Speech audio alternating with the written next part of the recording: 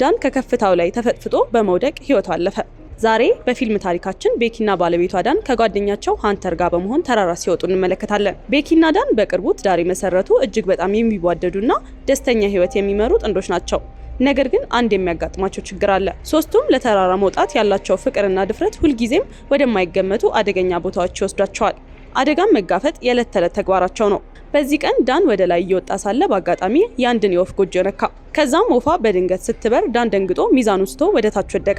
ነገር ግን ወገቡ ላይ የታሰረው ገመድ ይዞት ነበር። ቤኪና ሃንተር እሱን ለማዳን የተቻላቸውን ያህል ቢጣጣሩም አልተሳካላቸውም። ዳን ከከፍታው ላይ ተፈጥፍጦ በመውደቅ ህይወቷ አለፈ።